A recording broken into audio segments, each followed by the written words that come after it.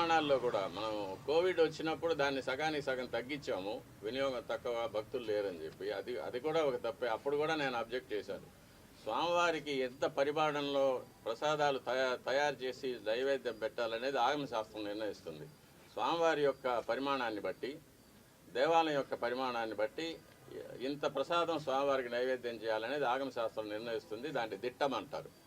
ఆ దిట్టం ప్రకారమే చేయాలి. దానికన్నా ఎక్కువ చేయడానికి ఎటువంటి అభ్యంతరాలు ఉండవు. కానీ చేయవలసిన దానికన్నా తక్కువ చేస్తే మట్టుకు అది అపచారం అవుతుంది. అది మొన్నటి వరకు కూడా అలాగే జరుగుతూ వచ్చింది. దాన్ని చాలాసార్లు నేను అధికారుల దృష్టికి తీసుకెళ్లాను. ఈఓ గారు దాని మీద స్పందించలేదు. అది అలాగే జరుగుతూనే ఉండింది.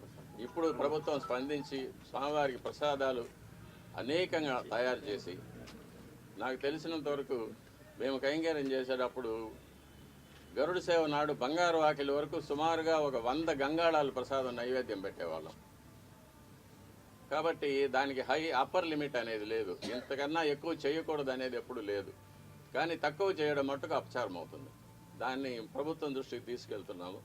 అది దిట్టం ప్రకారం స్వామివారికి ఏ వేళల్లో ఎంత ప్రసాదం నైవేద్యం చేయాలనేది దాన్ని తయారు చేసి శుచిగా, శుభ్రంగా, తాజాగా తయారు చేసి స్వామివారికి నైవేద్యం పెడితే స్వామి ఎప్పుడు ప్రసన్నులు అవుతారో అప్పుడు భక్తులకు అందరికీ కూడా మంచి జరుగుతుంది. రాష్ట్రము, దేశం సుభిక్షంగా ఉంటుంది. ఎట్లాగైతే సూర్యుడు తన కిరణాలతో నీటిని ఆవిరిగా తీసుకొని వర్షంగా మనకి ఇస్తాడో, అలాగే మనం నైవేద్యం పెట్టే ప్రసాదాల నుంచి సారాన్ని భగవంతుడు గ్రహించి మనకు అనుగ్రహంగా వరాలుగా ఇస్తారని చెప్పేది ఆగమ శాస్త్రంలో చెప్పబడిన సమాచారం. అది కాబట్టి మనం